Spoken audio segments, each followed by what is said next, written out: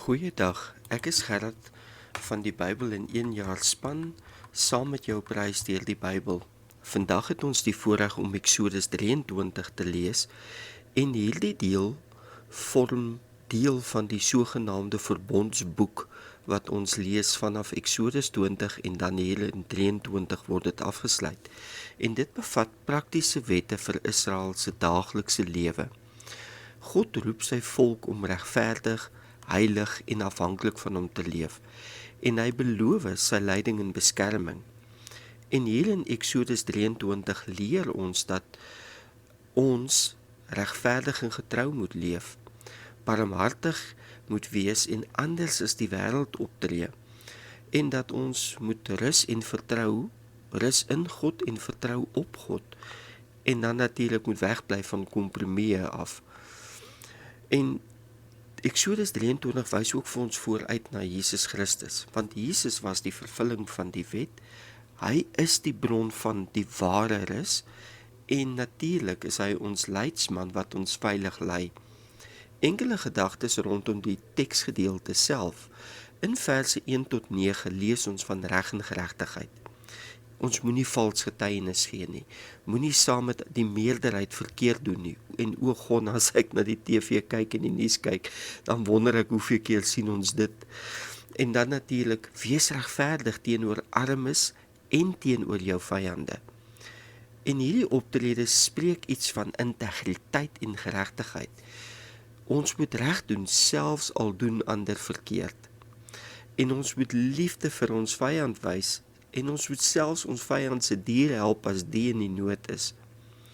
En dit laat my dink aan Levitikus 19 vers 18, jy moet jou naaste lief hê soos jouself. En natuurlik waar Jesus vir ons in Matteus 5 vers 44 praat oor liefde vir ons vyand. Maar dan lees ons ook in verse 10 tot 13 van die Sabbat en die Sabbatjaar, rus vir land, diere en mense. En dit herinner ons aan God se voorsiening. God gee ritme van rus. Sabbat is geskenk aan jou en my, nie om 'n las te wees nie, maar sodat ons in God se teenwoordigheid kan rus en kan herdenk wat hy vir ons doen en beteken. En dit laat my dink aan Hebreërs 4 vers 9 tot 10 waar daar gepraat word oor die dieper betekenis van rus in Jesus Christus. In verse 4 tot 19 lees ons van 3 jaarlikse feeste, die fees van ongesuurde brode, die oesfees, eerstelinge, fees van die eerstelinge en dan natuurlik die derde fees, insamelingsfees. En hierdie feeste herinner ons aan God se voorsiening en bring ons in dankbaarheid en aanbidding voor God. En dan lees ons in verse 20 tot 33 na God se belofte van leiding. 'n Engel sal voor hulle uitgaan.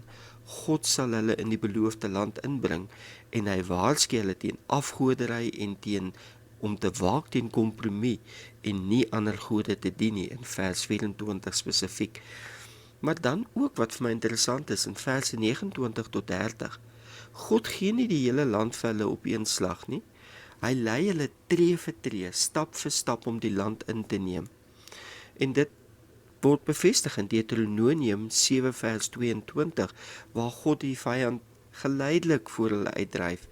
En dit laat my dink aan Psalm 23 vers 3, waar God lei ons op die regte paaie, stukkie vir stukkie, sodat ons by ons bestemming kan uitkom. Hierdie deel wys ook hier na Jesus Christus, want Jesus vervul die wet. Jesus alleen bring die volle betekenis van geregtigheid en liefde vir ons. Maar Jesus leer ons ook dat ons vyande moet lief hê en hy wys vir ons, hy leer ons dit nie net nie, hy leef dit ook volmaak. En Jesus sê ook, hy is ons rus, Matteus 11 vers 28. Die Sabbat wys vooruit op sy rus, die rus wat ons in hom het. En Jesus is ook die engel en die leidsman, sy teenwoordigheid, God met ons, wat wys dat hy is ons engel of die leidsman wat ons lei. Die feeste wat ingestel is, dui ook op Christus. Ongesuurde brood dui op die reinheid van Christus, die heiligheid van Christus, die sondeloosheid van Christus. Eerstelinge dui op Jesus se opstanding, die fees van die eerstelinge. En dan insameling, die oes van gelowiges. En dan natuurlik daardie geen kompromie is 'n nuwe lewe sonder afgode, want Jesus Christus bevry ons van afgoderry. Kom ek en jy oorweeg bidtend vandag. Kom ons weeg onsself teen die woord van God. Leef ons met ware integriteit. Kies ons waarheid, selfs al is ons onder druk van die meerderheid wat staan en skree vir iets anders. Tweedens, bou ek en jy doelbewus God se rus in ons lewe in. Vertrou ons God genoeg om tyd uit te koop om te rus in sy teenwoordigheid. En dan is ek en jy dankbaar en aanbid ons gereeld, erken ons God vir sy voorsiening. Kom ons loof en prys die Here deur ons keuses vandag. Groete en seënwense vir jou.